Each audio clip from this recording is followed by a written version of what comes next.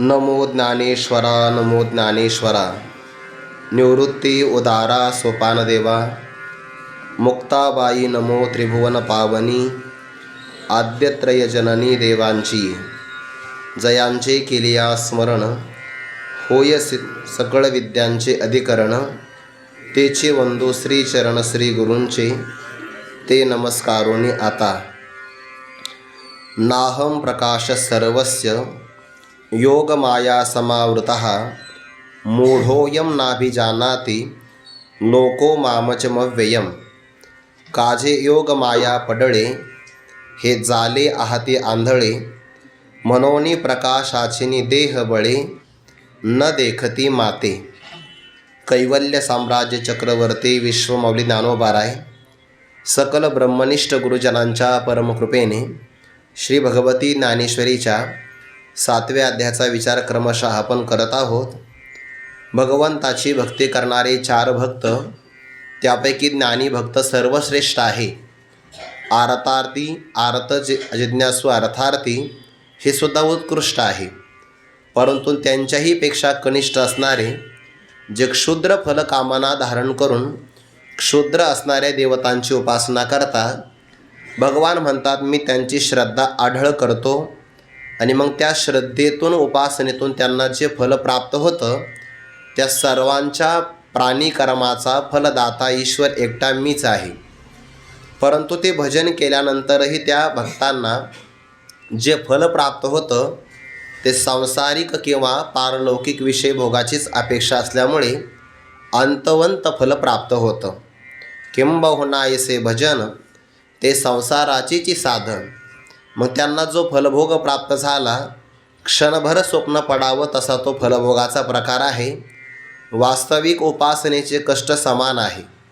माझी उपासना करा म्हणजे ईश्वराची उपासना करा, किंवा अन्य फलाकरता अन्य देवतांची उपासना करा, उपासनेचे साधनेचे कष्ट समान आहे।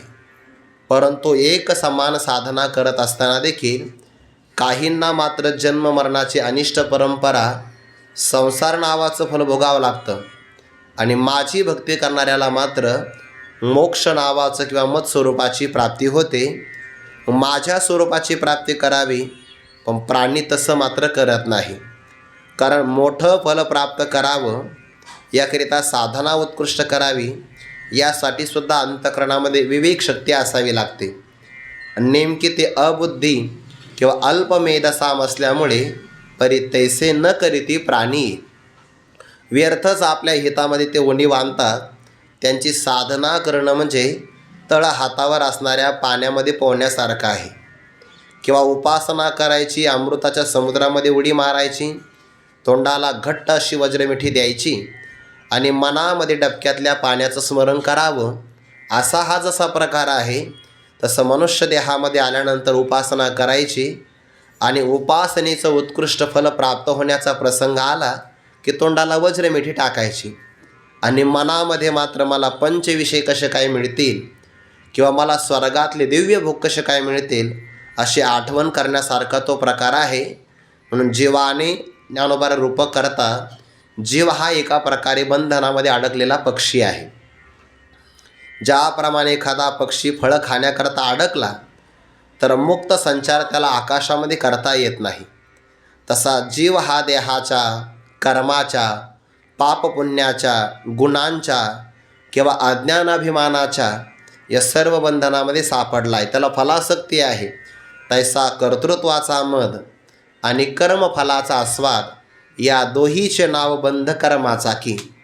कर्माचा अभिमान असेल तरी बंधनच आहे आणि त्या कर्मापासून मला अमुक एक फल मिळावं हेही बंधनच आहे। या बंधनामध्ये जीव अडकलेला आहे। महात्मेसुद्धा कर्म करतात आणि आपणही कर्म करतो।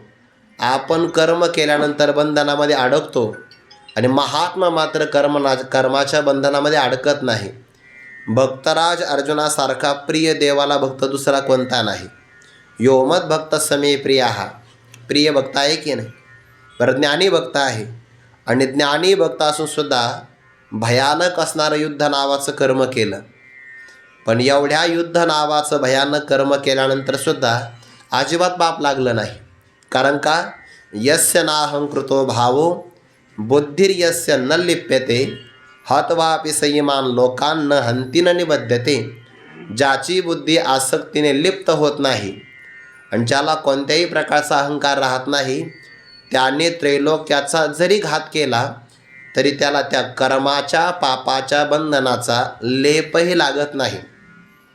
म्हणजे ज्ञानी पुरुषांनी त्रैलोक्याचा वध केला तरीसुद्धा ते बंधना सापडत नाही. याकरिता त्रैलोक्याचा वध करावा मग आपण स्वतः ज्ञानी म्हणून घ्यावं असा अर्थ नाही बरं. ज्ञानी पुरुषाने प्रारब्धवशामध्ये कर्म केलं तरी त्याला बंधन लागत नाही. युद्धाचा प्रसंग असल्यामुळे भगवंताने उदाहरण ते दिलं. कारण अर्जुनाला काय वाटत होतं, मी जर या आतताईंना मारलं तर मी पापालाच प्राप्त होईल. पापमेवाश्रये दस्मान हत्वैताना ततायिनः. जरी वध करी गोत्रजांचा तरी वसवटा होणे दोषाचा. मज जोडीला शित्व हातीचा दूर होशी. कुळहरणी पातकी ती अंगी जडते अशेखे. तये वेळी तो कवणेके देखावासी. देवा, मी जर यांचा नाश केला, वध केला तर मला पाप प्राप्त होईल, तुम्हाला मिळणार नाही. भगवान म्हणाले, अरे अर्जुना, ज्ञानी पुरुषाने सगळ्या त्रैलोक्याचा जरी वध केला तरी त्याला पाप अजिबात लागत नाही. म्हणून ही भीती धारण करण्याचं काही कारण नाही.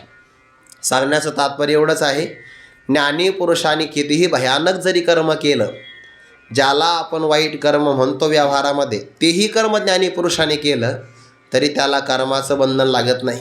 काल मी एकनाथी भागवताचं पारायण करत असताना भगवान जेव्हा निजधामाला जायला निघाले आणि ते सगळे देवता आले होते भगवंताला प्रार्थना करायला, देवा तुम्ही निजधामाला जाणारच आहात तर थोडंसं आमच्या लोकांतराला भेट देऊन जा. इंद्राला वाटायचं की आपल्या स्वर्गातून देवाने जावं म्हणजे आपण देवाचं स्वागत करू. शिवलोकाला असं वाटायचं भगवान शंकराला की आपल्या कैलासामध्ये देवाने आलं पाहिजे. ब्रह्मदेवाला सुद्धा वाटायचं की आपल्या सत्यलोकातून देवाने पुढे वैकुंठामध्ये गेलं पाहिजे किंवा गोलोकधामामध्ये गेलं पाहिजे. जसे की काही काही प्रसिद्ध लोकाला म्हणतात ना लोक, तुम्ही जर कीर्तनला आमच्या भागात आले मग आमच्या गावाला आमच्या घराला तुमचे पाय लाव म्हणतात की नाही. ते तेव्हापासून चालत आलेलं आहे. मग ते देवाला म्हणायचे आणि ते नेमकं उद्धवजींनी ऐकलं की देव आता निजधामाला जाणार आहे, देवाचा आपल्याला वियोग होईल. आणि मग देवाची प्रार्थना केली, प्रभू तुम्हाला अशक्य काय आहे. मृत गोरपुत्र आणिला, तुम्हाला अशक्य काय आहे. द्वारकात मी वाचू शकत नाही का. मग भगवंताने कारण दिलं की मी ज्या कार्यासाठी आलो होतो ते कार्य आता झालेलं आहे. आता मी निजधामाला गेलं पाहिजे, पण मी गेल्यानंतर हे मागे राहणारे यादव फार प्रबळ होतील, उन्मत्त होतील. यांच्या नाशासाठी पुन्हा देवता मला प्रार्थना करतील, परत यावं लागेल. मग मोठी माणसं जी असतात ना, ते आले का एकदाच जागर काला करून जातात, परत येत नाही. एकदाच परत कशाला यायचं. पण देवाने सांगितलं या सगळ्या यादव कुलाचा नाश करूनच मी पुढे येतो. ते उद्धवजीने ऐकलं, भगवंताचा आपल्याला आता वियोग होईल. मग काय करावं, प्रार्थना केली, देवा तुमच्यासोबत मला निजधामाला घेऊन जाणं. गरुडावर बसून न्या नाहीतर खांद्यावर बसून न्या. भगवान म्हणाले, अरे गरुडाला पंख आहेत पण ज्या निजधामाला मला जायचं तिथं गती नाही आहे, तिथं गमन क्रिया घडत नसल्यामुळे गरुडाचा उपयोग नाही. बरं तुला खांद्यावर बसून न्यावं तर मला खांदाच नाही. ज्या खांद्यावर बसावं त्या स्वरूपाला कुठं खांदा आहे. आणि भगवंताने विचार केला माझ्या उद्धवजीला वाचवलं पाहिजे. तेव्हा भगवंताने विचार केला, ब्रह्माचा जरी शाप लागला म्हणजे ब्राह्मणाचा शाप, तरी ब्रह्मवेत्या पुरुषाला शाप बाधत नसतो. आणि ब्रह्मवेत्या पुरुषाला निषिद्ध कर्मही बाधत नाही, कारण तो सत्यत्वाने पाहतच नाही ना. ज्याने मिथ्यात्वाने पाहिलेला आहे सगळ्या जगताला, त्याला ते काय लिप्त करणार आहे. स्वप्नामध्ये समजा तुम्हाला मरण आलं, जागृतीमध्ये शोकसभा आयोजित करायची का नाही. स्वप्नातलं मरण चांगलं नाही. बरं स्वप्नामध्ये समजा तुम्ही राजे झाले, मग जागृतीमध्ये अभिनंदाचे बॅनर लावायचे का. हार्दिक अभिनंदन, 5 वर्षाकरता तुम्ही राजे झाले असं म्हणता येतं का. स्वप्नातलं राज्य आणि मरण ज्याप्रमाणे हर्ष शोकाला जाग झाल्यानंतर कारण नाही, तसं ज्ञानी पुरुषाला पुण्यकर्म आणि पापकर्म सत्यत्वाने पाहत नसल्यामुळे त्याची पुण्यकर्मावर पण आसक्ती नाही आणि निषिद्ध कर्मावर सुद्धा दोषदृष्टी नाही. असा गुण दोषाच्या उभय अतित्व तो झालेला आहे. मनोनितयाची बुद्धी नेने पाप पुण्याची गंधी. ग्रंथ जर खाली असेल तर मांडीवर घ्या, मागे जागा नाही, पुढे सारखा. ज्ञानी पुरुषाला कोणतेही बंधन लागत नाही. म्हणून भगवान म्हणतात, फळ हेतूचा पांजरा सांडोनिया धनुर्धरा का प्रतिती पाखी चिदंबरा गोसावी अनोहावी. गंगा जर समुद्राला मिळाली, गंगा मिनल्या नदी विटाळ कैसा. किंवा गंगेला एखादी गावातली नदी मिळाली, एरवी नदीमध्ये अशुद्ध पाणी असतं, पण तीच जर गंगेला मिळाली तर माणसं लगेच तीर्थ घेतात आणि गंगेचं पाणी बरं घराकडे आणतात. आणल्यानंतर लोकांनाही वाढतात आणि लोक देतात मग 11 रुपये दक्षिणा. घडतं की नाही असं व्यवहारामध्ये. म्हणजे गावातली असणारी वहाळ आणि ओहाळ गंगेला जर मिळाली तर त्याच्यामध्ये अपावित्र्य राहत नाही. तसं ज्ञानी पुरुषाची जी कर्म असतात ती कर्म स्वरूपाला मिळाल्यामुळे उदासीनाचा देह ब्रह्मरूप नाही पुण्य पाप लागत त्या.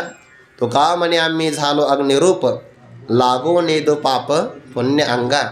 भगवान म्हणता, अर्जुना हा फल हेतूचा विषयाचा बंधनाचा पिंजरा सोडून आपल्या चिदाकाशामध्ये जीव नावाच्या पक्षाने जेवढं यथेच्छ पाहिजे तसं का बरं उड्डाण करू नये.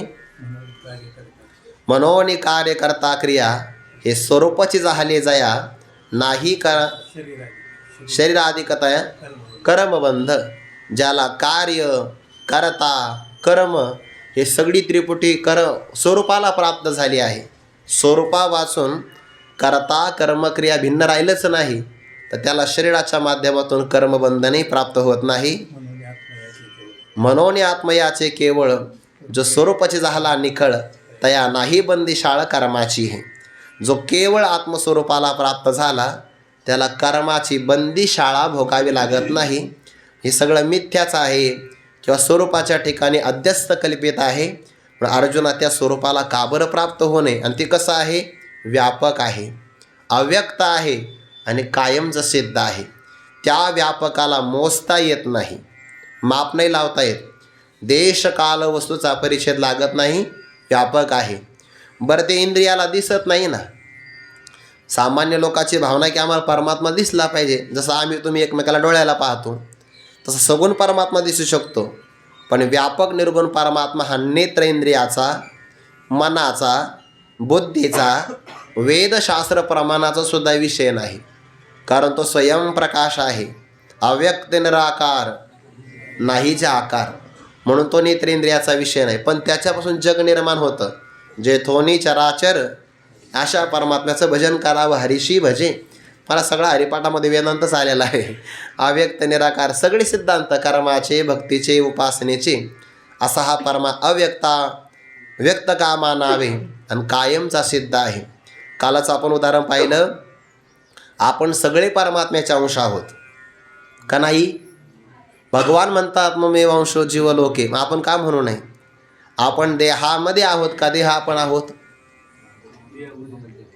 वाक्य कळालं ना. देहात आपण आहोत का देह आपण आहोत. दुसरं उदाहरण, धर्मशाळेत आपण आहोत का धर्मशाळा आपण आहोत. शाळेत का धर्मशाळेत. धर्मशाळेत आपण आहोत. धर्मशाळा म्हणजे आपण नाही, तसं देह धर्मशाळाच आहे. याच्यात आपण आलेला आहोत हे म्हणजे आपण नाही. मग यापेक्षा आपण वेगळे आहोत. जागृती, स्वप्न, सुषुप्ती 3 अवस्था येतात जातात, त्यांच्याबरोबर आपण नाही जात. आपण कायमचे असलेले आहोत.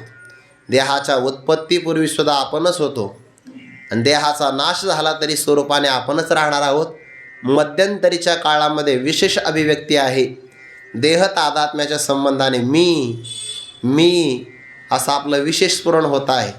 पण सामान्य स्फुरणाचा विचार केला, सामान्य ज्ञानाचा, तर देहाच्या जन्माच्या पूर्वीसुद्धा आपणच आहोत.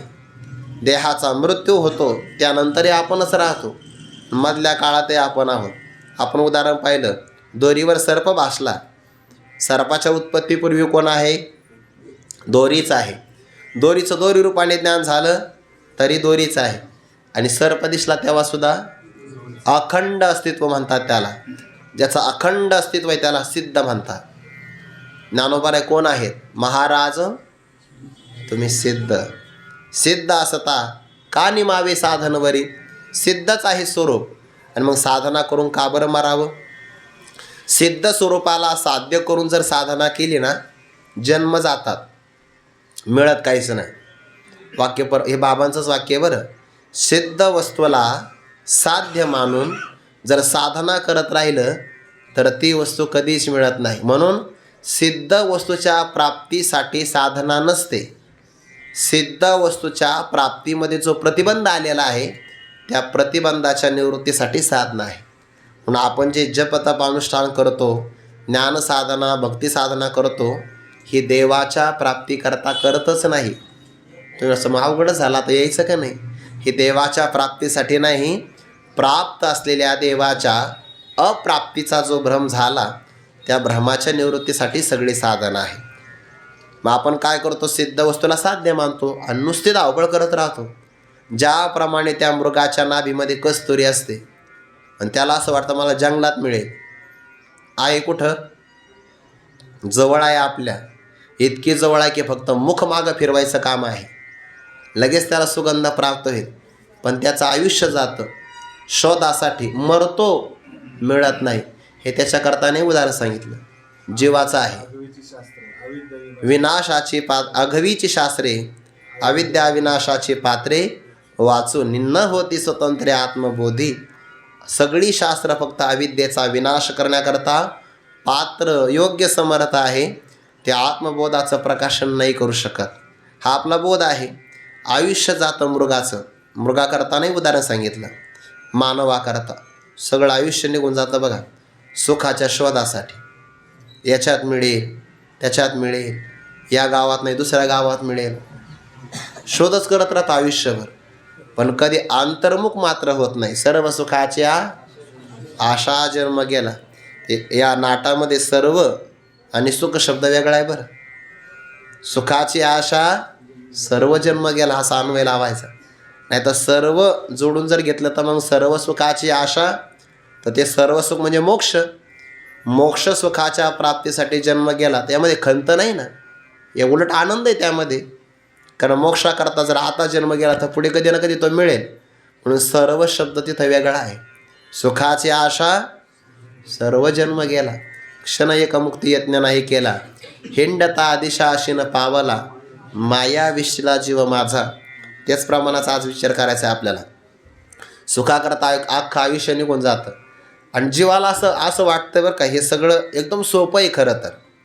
बाबा स्वामी महाराजांचे एक वाक्य सांगत असतात, एखादं फुल कुस्कराला जेवढा वेळ लागतो की नाही, त्यापेक्षा कमी वेळामध्ये आपल्याला आपल्या आत्मस्वरूपाची प्राप्ती होऊ शकते.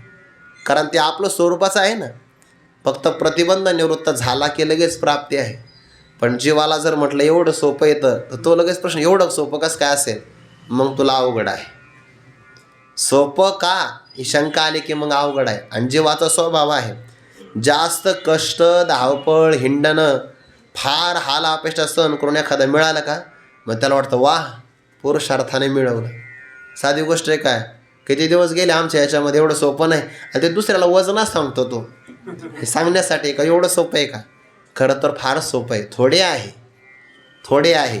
चित्तसाह्य प्रतिबंध निवृत्त प्रबळ असेल तर मग कठीण आहे, आणि प्रतिबंध नसेल तर मग फारच सोपं आणि सुगम आहे. सिद्ध असता का निमावे साधन वरी. सिद्ध वस्तू आहे, साधना करून का बरं मारावं?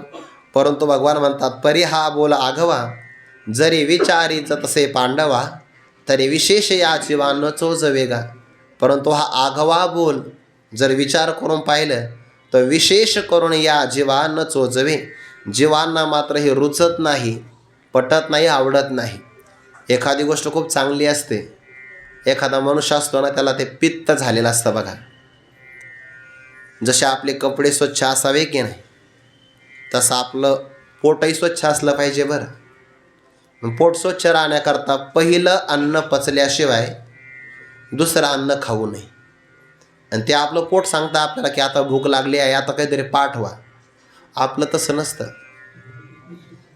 फक्त दुसऱ्याने म्हणावं, जेवतो का 2 घास, लगेच 4 चपात्या खातो तो. अरे आणि म्हणतो पण मला भूक नव्हती बरं, मी आत्ताच जेवून आलो होतो, पण तुम्ही आग्रह केल्यामुळे तुम्हाला नाही कसं काय म्हणावं. आणि 4 नाही म्हणताना सुद्धा. पण ते परिणाम काय होतो, पूर्वीचं अन्न पचत नाही, नंतरचं अन्न पचत नाही. आणि न पचलेलं अन्न पोटामध्ये सडतं. मग सडलेल्या अन्नाचा आम तयार होतो आणि मग ते माणसं म्हणतात मला आहे ना पाठामध्ये असं मळमळतं आणि प्रवासाला निघाला की मळमळ होते. त्याचं कारण ते अन्न पचलेलं नसतं. ते पोटही साफ व्हावं लागतं. कपडे स्वच्छ म्हणून दररोज धुतलेले कपडे घातले पाहिजे.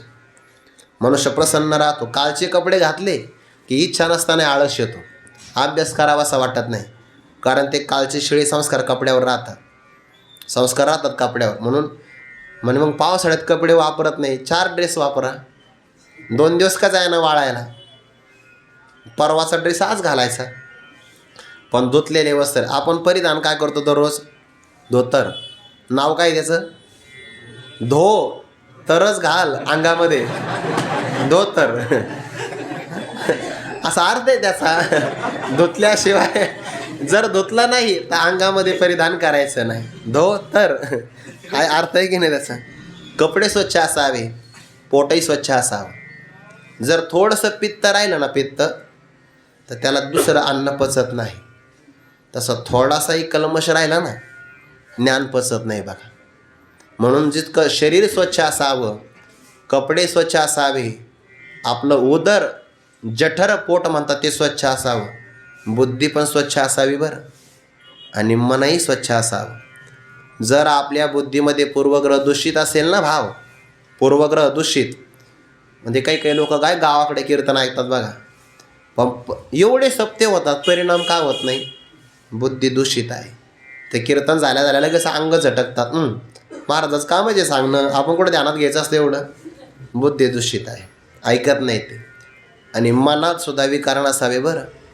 काम क्रोधाधिक विकारांचं जर प्राबल्य असेल ना, तर मनुष्य नाटक करतो की हे माझे विकार कोणाला कळू नये. पण देवापासून लपवता येईल का? देव तर आताच बसलेला आहे, देवाला माहिती आहे ना, सांगता तुम्हा. म्हणून तुकोबाराचं मी काल एक प्रमाण खूप वाचलं बघा गोड. जैसे दावी तैसा राहे, तरी देव का दुरी आहे. दुःख पावायाचे मूळ, राहानी ठावा नाही ताळ. जसं आपण लोकाला दाखवतो ना, तसं आपण राहत नाही बघा. हो, राहत नाही आपण. लोकांमध्ये गेलो की आपण काय दाखवतो त्यांना, बापरे बाप, हां, लोकाला असं वाटतं हे सत्ययुगातलेच महात्मे, असं दाखवतो आपण त्यांना. पण जसं दाखवतो ना, तसं एकांतात राहत नाही आपण. जैसे दावी तैसा राहे, जसं दाखवतो तसं जर राहिला तर देव का दुरी आहे. कुठं देव दुरी आहे त्याला? मग दुःख पावायाचे मूळ, दुःख प्राप्त होण्याचं मूळ कारण काय माहिती आहे का? राहानी ठावा नाही ताळ. ताळा म्हणजे हिशोब. जसा राहतो तसा त्याच्या राहण्याला ताळा नाही आहे, आणि ताळा नसेल तर मग उपयोग नाही. म्हणून मनात विकार नसावे. आपण राहतोय अलंकापुरीमध्ये, ज्ञानोबाच्या चरणकमलाजवळ, वारकरी संप्रदायामध्ये, ब्रह्मनिष्ठ गुरुजनांच्या चरण सानिध्यामध्ये. म्हणून आपल्याला भगवत प्राप्ती थोडी उशिरा झाली तरी चालेल. जाऊ द्या एखादा जन्म, काही अडचण नाही. असे मागत आपण लय जन्म घातलेले आहे. एखादा घ्याल, पण शुद्ध आचरणाला पर्याय नाही. इंग्रजीमध्ये वाक्य वजन नाही टाकायचं, पण आता वाक्य सांगितल्याशिवाय पर्याय नाही. त्याने असं म्हटलंय, जर तुमची संपत्ती काही नष्ट झाली, काहीच नष्ट होत नाही. आरोग्य नष्ट झालं तर थोडीफार हानी होते, पण आहार विहार चांगला घेतला तर पुन्हा हानी भरून निघते. पण चारित्र्य नष्ट झालं, सगळं नष्ट होतं. Health is a lost, something is a lost, wealth is a lost, nothing is a lost, character is a lost, everything is a lost. आता ते मी कीर्तनात म्हणलं असतो ना, तर मला विठ्ठल विठ्ठल आला असतं इथं, येणार होता आता, पण मी थांबवलं ते. सवय.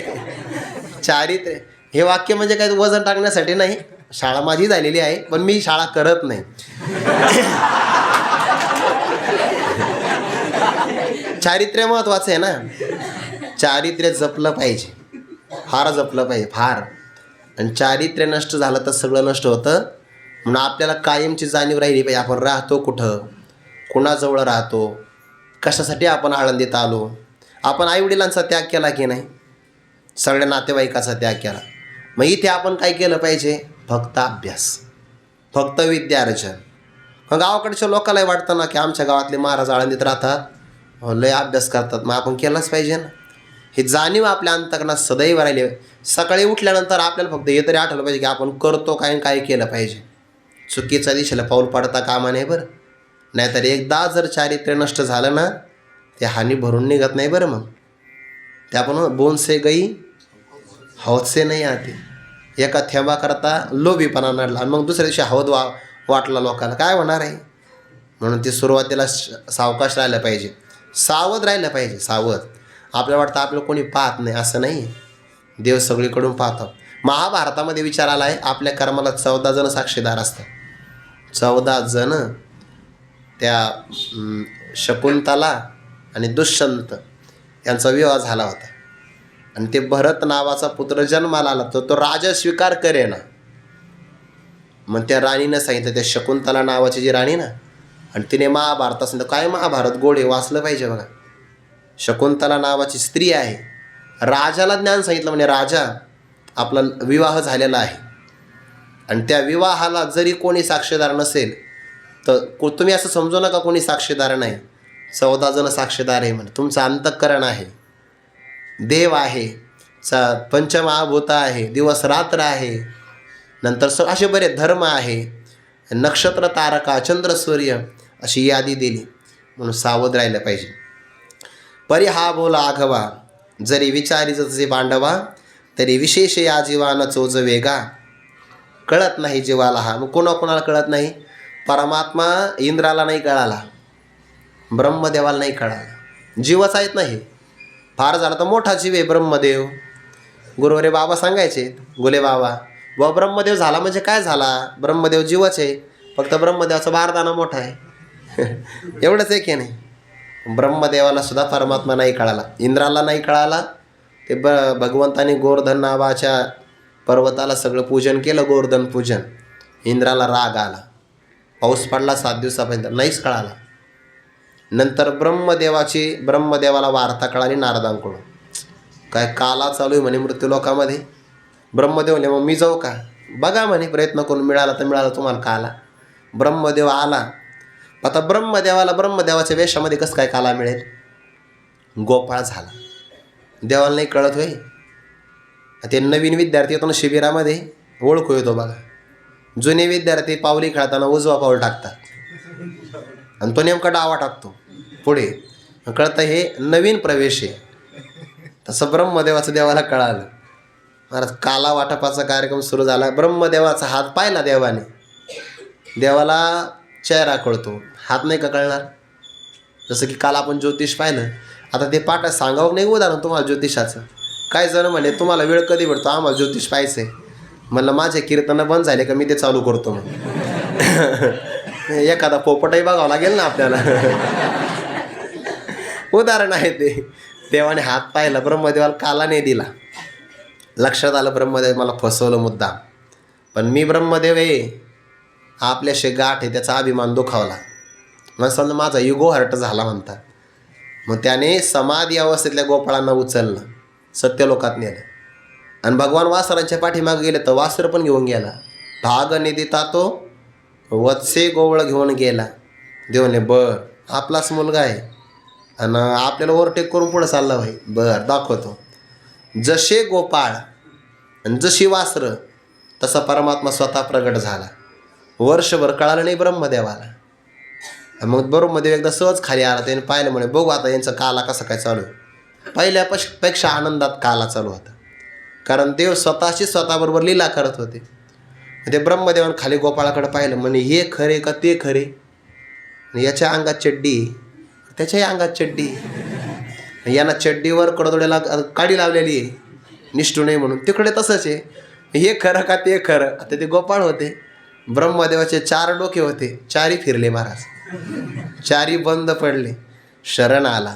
ब्रह्मदेव जीव आहे, विशेष या जीवा न चोज वेगा.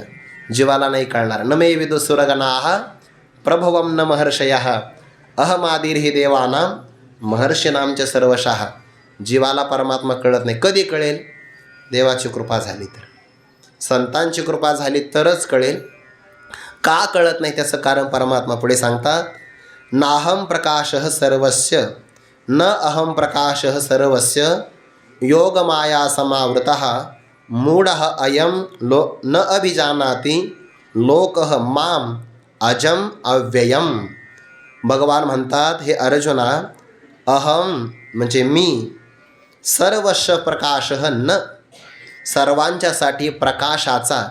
हे प्रकाश म्हणजे आपल्याला काय वाटतं, सूर्य आला की लगे प्रकाश पडला. पारिभाषिक प्रकाश शब्दाचा अर्थ तेवढाच मर्यादित नाही. प्रकाश म्हणजे ज्ञानाचा विषय होणं, कळणं, त्याला प्रकाश म्हणतो ना.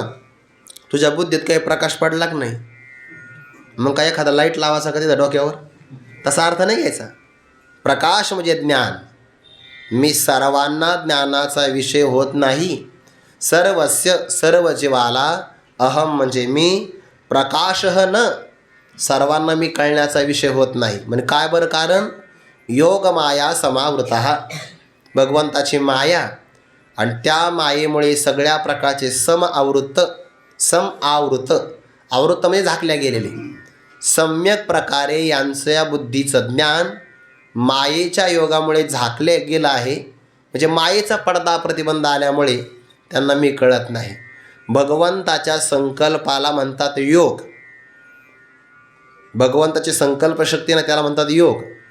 आणि त्या योगाच्या बरोबर असणारी जी माया, ज्ञानशक्ती किंवा निर्माण शक्ती, मोहित करणारी शक्ती, त्याला म्हणतात माया.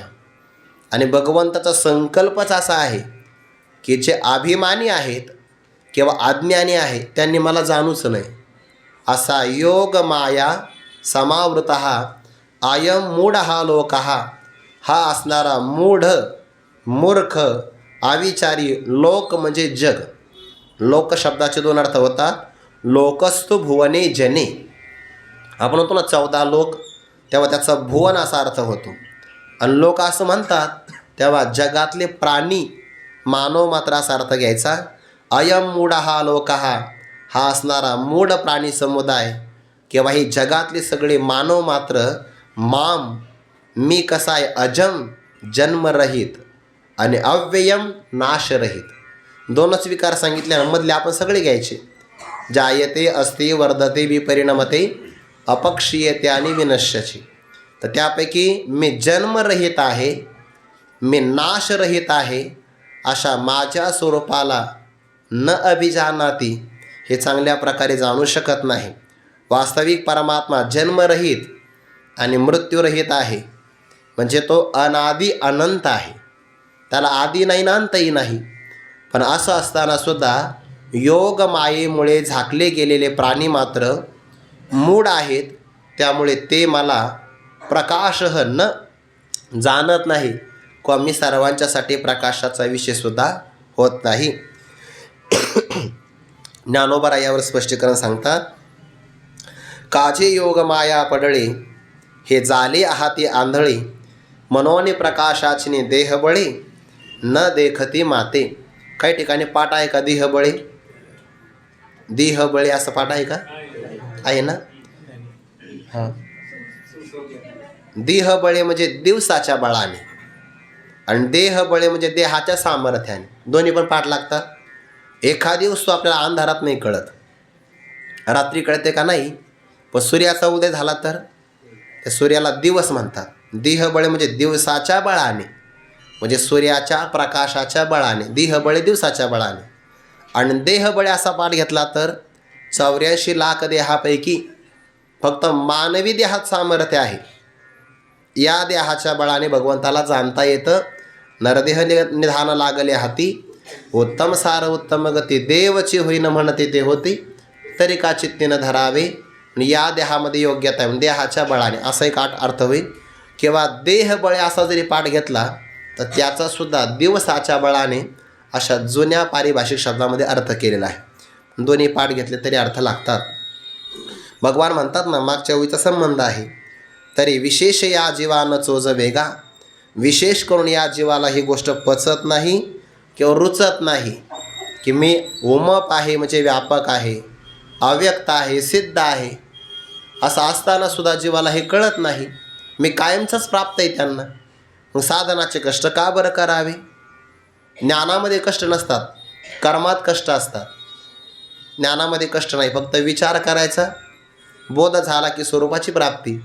पण जीवांना मात्र हे कळत नाही. का कळत नाही त्याचं कारण सांगता, जे नाम कारण योग माया पडळे, हे जाहले आहाते आंधळे.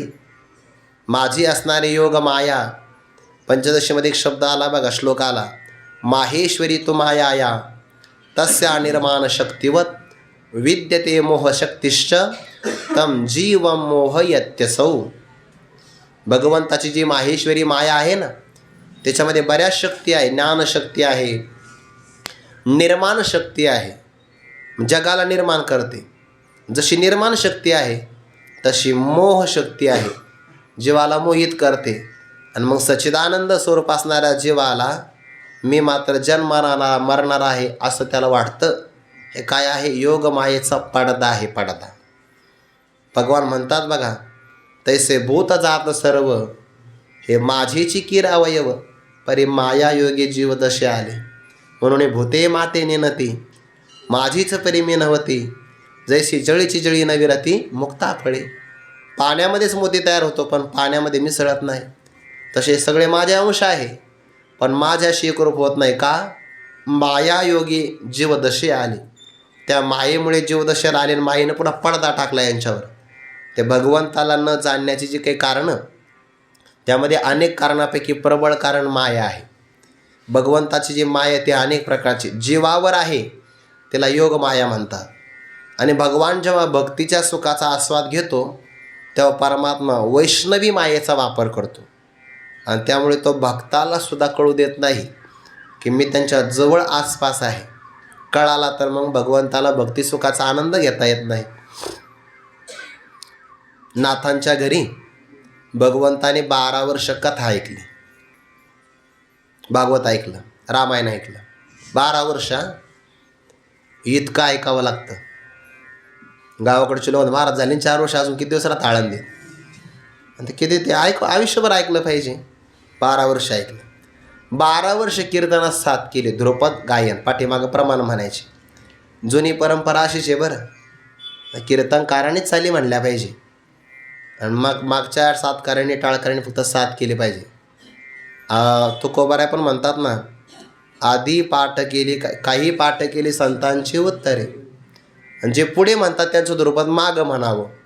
तुकोबाराच्या चरित्रामध्ये आलेलं आहे. अशी परंपरा आहे कीर्तनाची. कीर्तनकारानेच चाली म्हणायच्या, मागच्या लोकांनी साथ करायची.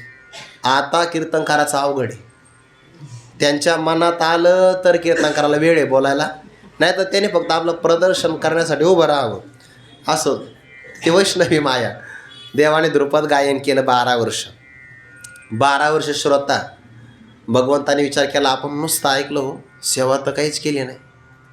मग आता आपण सेवा तर केली पाहिजे की नाही नाथांच्या घरी. सेवा करण्यासाठी भगवान श्रीखंड्याच्या रूपात आले. 12 वर्ष सगळी सेवा केली. कावडीने पाणी ज्या घरी चक्र पाणी वाहे. देवाने आदर्श दाखवून दिला बरं. सेवेशिवाय पर्याय नाही. आणि सेवेमध्ये कनिष्ठपणा नाही, नम्रता येते. सुविधामध्ये सेवा नाही होता. जिथं सुविधा जास्त असतात ना ते सेवा नाही होत. त्याने बापरे बाप, ते महाराष्ट्र आमच्या विद्यार्थ्याला दळण आणायला सांगतात, सांगू नये का मग? सेवा आहे ना, त्यांनाच खायचं आहे. त्यांनाच वाटतं नाही नाही, हे सगळं सिद्ध मिळालं पाहिजे. मग त्याच्यामध्ये काय राहतं? विनम्रता प्रगट नाही ना. मग देवाने स्वयंपाकात मदत करावी, पाणी आणावं, सडा संमार्जन करावा. जो क्षीरसागरात झोपलेला आहे त्याने 3 वाजता उठावं. नाही तर देव कायमच झोपलेला. आता चातुर्मासामध्ये देव 4 महिने झोपलेलेच आहेत.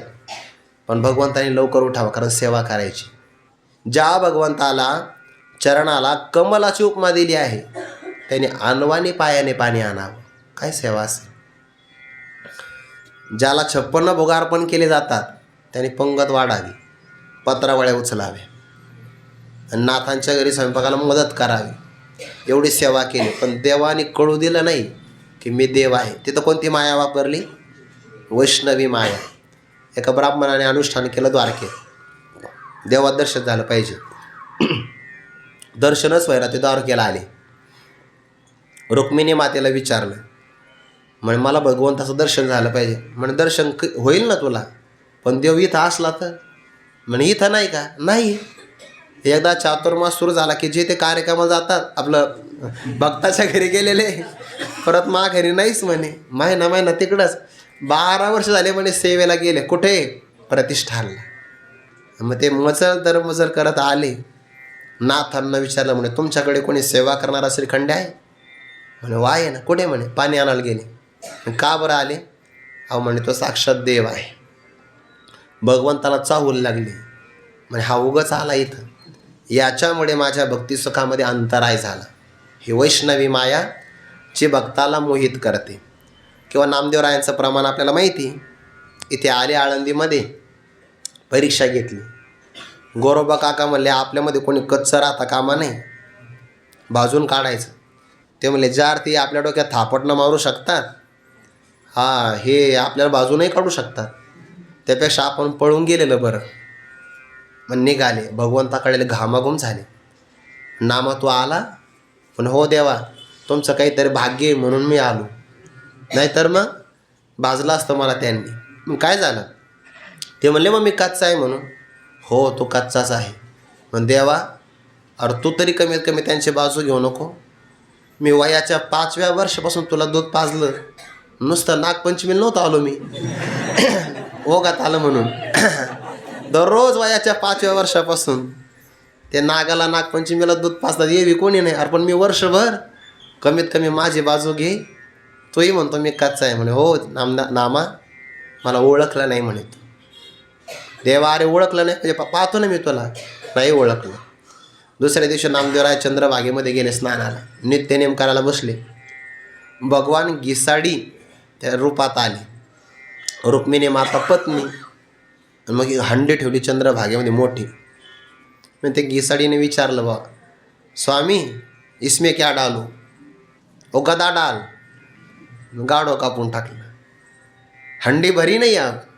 मुर्गा डालो. कुत्ता डालो. अभी भी हंडी भरी नहीं. अच्छा उस छोकरों को लाओ.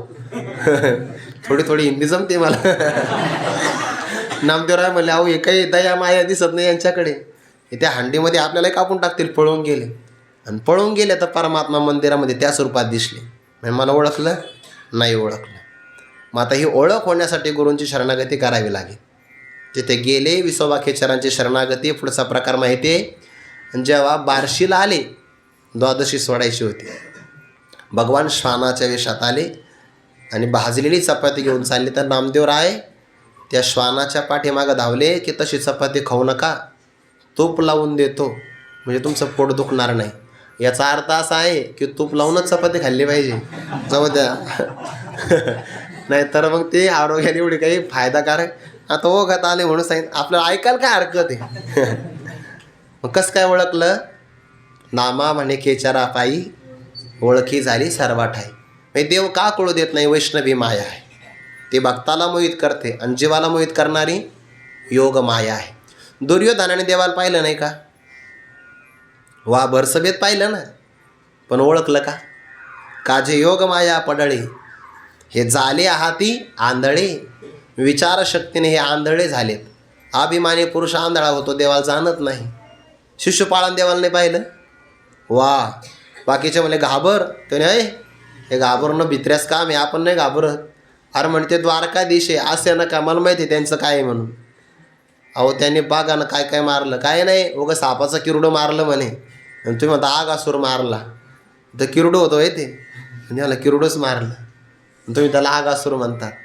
उगं टेकडी उचलली म्हणे गोपाळाने केलं, गोवर्धन पर्वत उचलला म्हणे, अशी निंदा केली. शिशुपालाने जाणलं नाही. योग माया पडळे, अज्ञानी पुरुषाने जाणू नये देवाची माया आहे. परी देह अहम मान भुली, जयाची बुद्धी देहीची आतली, तया आत्मविषयी झाली मध्यरात्री गा. याचे देहाच्या ठिकाणी अहंकाराचा अभिमानाची भुली झाली ना, त्याला आत्मस्वरूपाविषयी मध्यरात्र दाट काळोख अंधारी रात्र झाली, त्यामुळे ते जाणत नाही. जे योग माया पडळे, हे झाले आहात या आंधळे, मनोने प्रकाशाचे नि देह बळे. म्हणून प्रकाश म्हणजे ज्ञान. बरं, ज्ञानाच्या दिवसाच्या बळाने सामर्थ्याने सुद्धा न देखती माते. त्यांना ज्ञान नसतं असं नाही. या जीवांना प्रपंचातलं खूप ज्ञान असतं, फक्त परमार्थातलं नसतं. नाथ महाराजांनी उदाहरण दिलं आहे. एका पक्षाचं रात्री नाव घेऊ नये बघा. कोणता पक्षी तू? हां, नाव घेऊ नये तरी घेतलं आपण. रात्री घेऊ नये, दिवसा चालतं. मग त्याला दिवसा दिसतं का? रात्री. तसं या लोकांना प्रपंचातलं सगळं कळतं, परमार्थातलं काही कळत नाही. म्हणून प्रकाशाची देह बळे. जरी त्यांना बुद्धी असेल, शास्त्रज्ञान असेल, परंतु या ज्ञानाच्या बळाने, दिवसाच्या बळाने योग मायेचा पडदा आल्यामुळे न देखती माते. भगवान काय म्हणतात, मला ते पाहत नाही, बाकी सगळं पाहतात, फक्त मला पाहत नाही. आणि मला पाहण्यासाठी फक्त एवढं नाही लागत, कृपा लागते. सगळी कृपा, अंतःकरण शुद्धी, हे सगळं संतांची कृपा लागते, तर ते मला पाहू शकतात. एरवी मी नाही असं नाही, सगळीकडे आहे. एरवी मी नसे ऐसे, काय वस्तू जात असे.